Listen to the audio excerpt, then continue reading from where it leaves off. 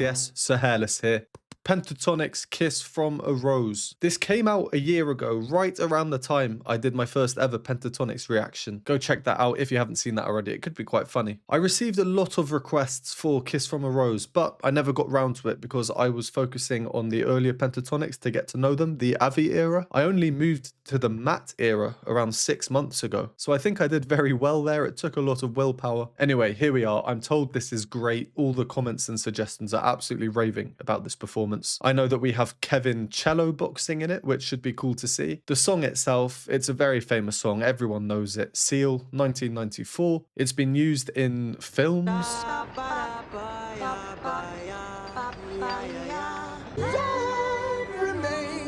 Or at least one time. I just remember that scene that came to my head. So I may be a year late, but I am here. Without further ado, let's get straight into it.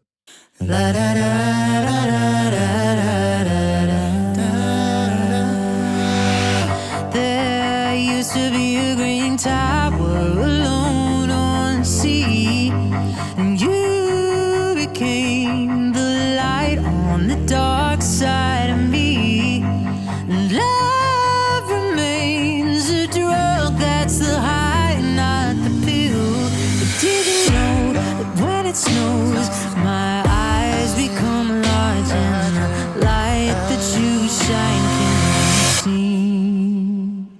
Baby, I compare you to a kiss from a rose on the grave. Oh, the more I get at you, the stranger it feels, yeah. Now that your roses are gone, light is the gloom on the grave. There is so much a man can tell you, so much. That is why you get a wired mouse and not a wireless one, so it just disconnects. Well, we have Matt singing. I will rewind about 5 seconds before we carry on. This will be my first pause though. Go over what we've just heard. If you don't want to hear my analysis, go to the timestamp. Yeah, I just wanted to pause because there's so much going on here, and I need to rewatch a few things because I'm not quite sure about what I might have heard. To take it back to the beginning, they're in the same key as the original song, a nice G major. We have this unison opening.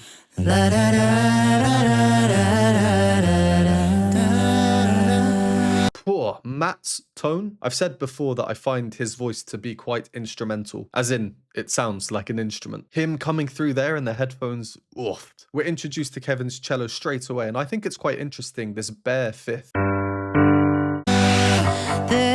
Used to be a green. I did see him play like that in my reaction to Kevin's fifth. Do check that out if you haven't seen that already, card up here. And the other 2 songs he did, that full performance, that's over on my Patreon. Doing this, it's a rough sound, it's not a pure sound. Essentially plucking the strings with the bow. So that's why the notes that we're hearing, they're not perfect. It adds a bit of kind of grit to the sound. It's cool. I love Mitch having the solo as well. I mean, I think this song is kind of made for him. On the dark side of me. And that part, you know, he's using his lower voice, which we don't hear too much. Love remains a drug that's... If we think of the melody in terms of the pitches, and because they're singing in the same key, where Seal would change from his head voice to his chest voice, you know, I was kind of thinking this would be good for Mitch. But because of Mitch's extremely high, naturally set chest voice, the contrast here isn't quite as great as Seal's. The high, not the pill.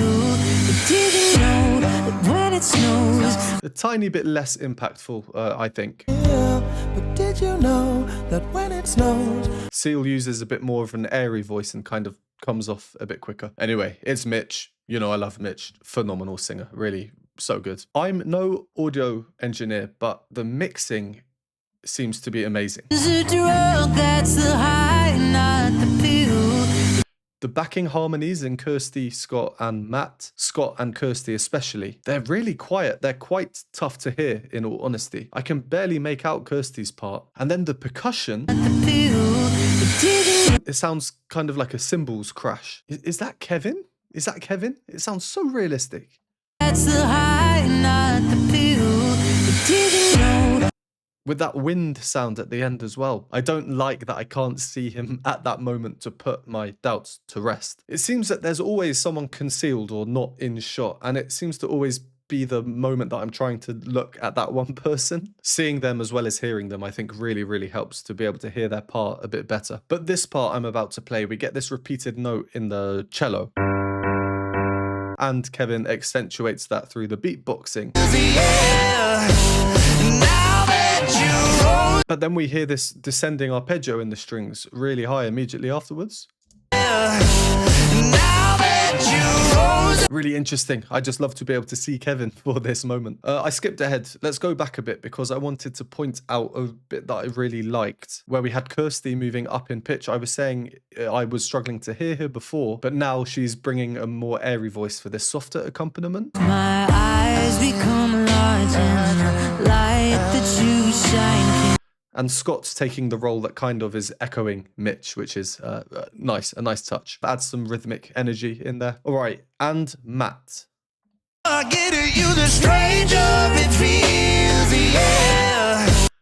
Again, I can't see him at the bit that I wanted to see him. In all honesty, him and Kevin's cello, the lower cello, they are really tough to tell apart. I've skipped ahead to this bit again. But yeah, I really want to believe this is Matt with this deep a cappella bass sound. But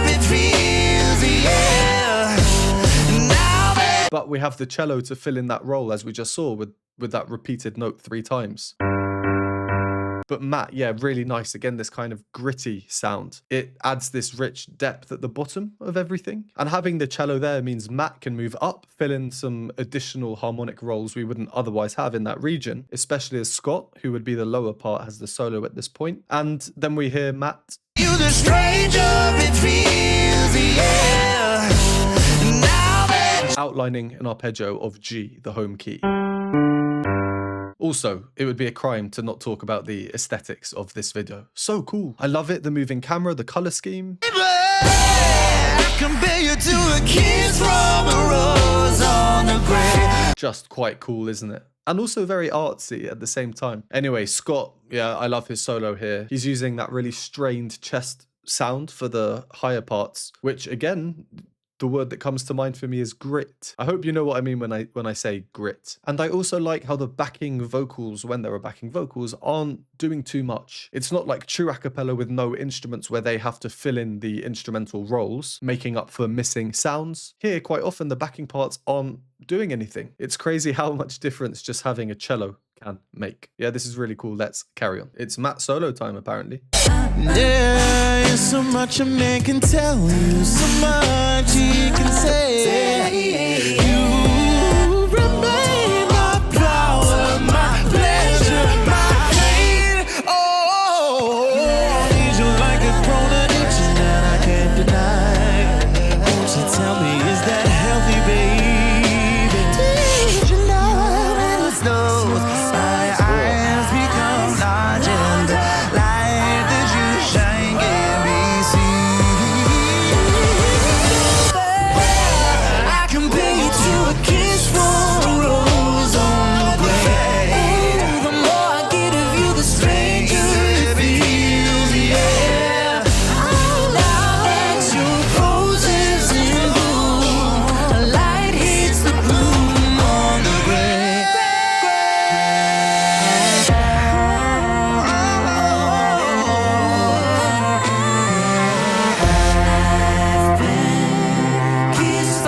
Oh, we've got a lot going on. A lot going on. The sound that they're able to produce here. Oh yeah, I'm gonna need to go and rewatch because I swear I was hearing things that are not matching up with there. Maybe I'm going mad.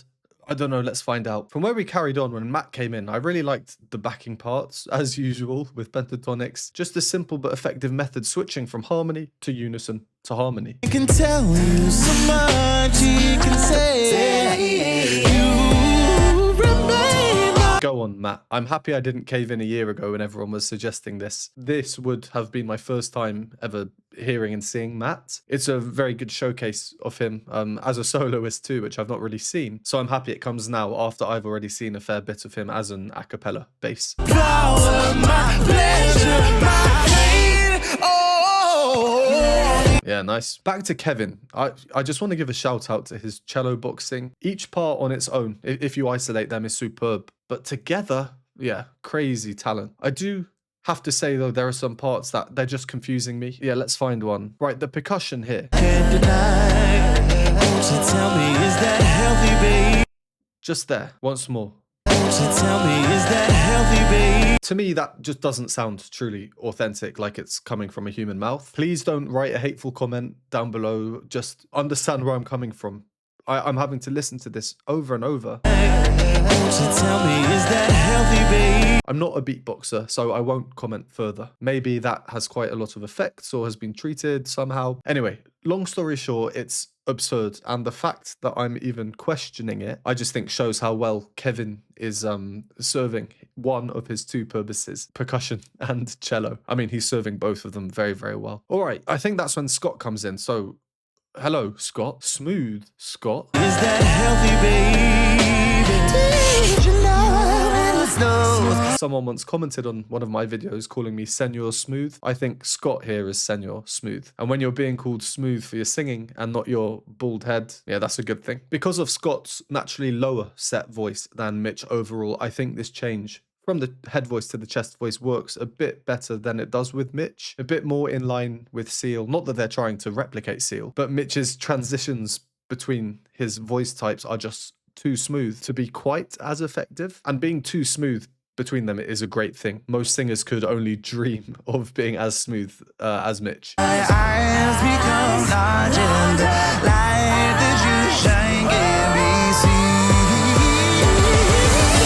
seen. Ah, man, I'm really hesitant to give my true thoughts because it's quite dangerous. Let me just start by saying I've seen a lot of live a cappella. The quality of this is on a completely different plane. It's in a different ballpark. No doubt the mixing and other technological feats of amazingness that I don't know how they work, no doubt that they play a big part in this. Live volume adjustments, that kind of thing. But the quality of what I'm listening to right now is absurd. For example,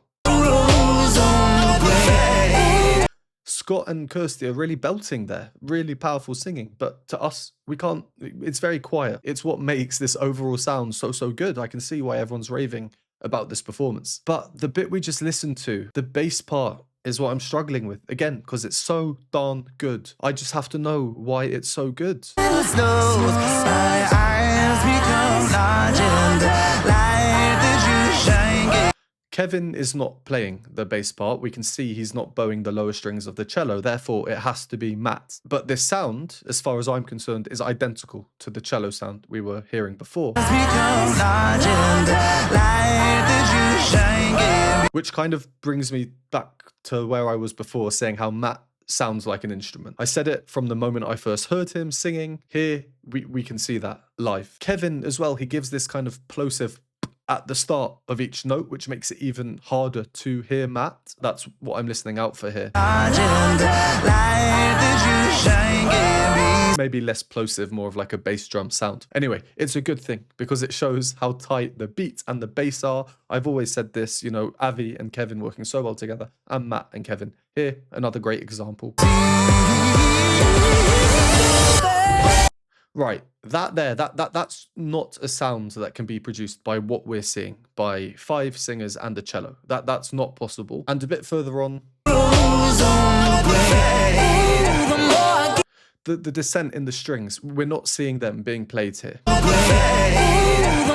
So my theory is this thing at the bottom, is that some kind of loop pedal, or it has sounds pre-recorded in it that are being played at the correct moments, or some parts have been added in post. If it's to enhance this performance, yeah, I'm all for it. It's just a super tight performance, like really, really tight, astoundingly tight. And that's what's making me wonder how it is so. If you can give me explanations, please do in the comments below. I'm baffled. All right, let's carry on from just after that juicy delayed chord entry. Scrunch as well. These are the notes.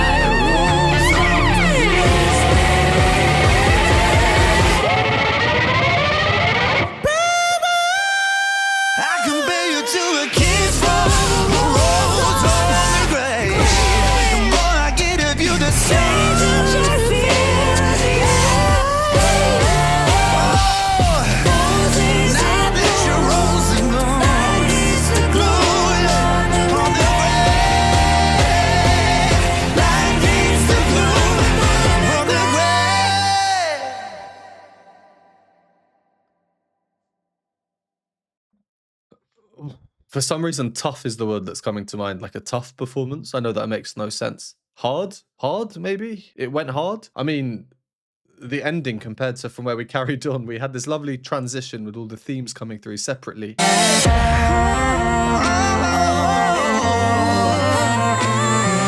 Teasing at a harmonic progression, which doesn't come, they then revert back. What a tease pentatonics are. And we get some really, really lovely counterpoint. But again, we can very, very clearly hear other strings parts coming in now, multiple.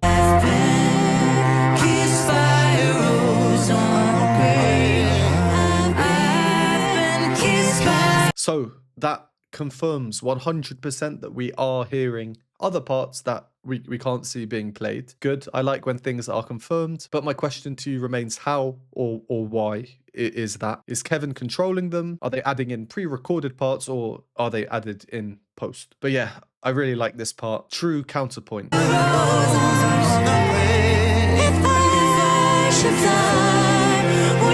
Mitch there coming in and then Kirsty with a kind of call and response. I'm going to listen to this 10 times, each time listening to a different part that we're hearing. Probably a few of those times will be for Mitch. I always find myself drawn to Mitch's part. It's fun listening to all the parts. I think Scott goes pretty low here.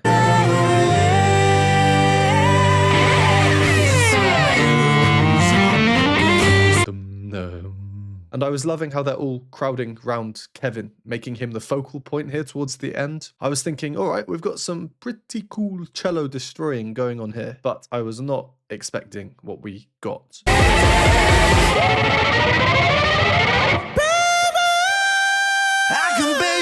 Yeah, that guy is an asset to the group. Well, that is just such a lively performance, musically great, the quality astounding. Yeah, I have my questions. Hopefully they will be answered soon. Shout out to, well, everyone, all of them, the sound engineers, the mixers, the arrangement, the song choice. I know it's a questionable Christmas song, so that's why I'm releasing this just before I start my Christmas streak in December. Pentatonix, Kiss from a Rose. Let's leave it at that. As always, thank you very much for watching. Would appreciate a like and subscribe. If you enjoy my videos, find them useful, please do head over to my Patreon. You can get access to exclusive content, or you can support me through Buy Me a Coffee linked below. And I will see you next time.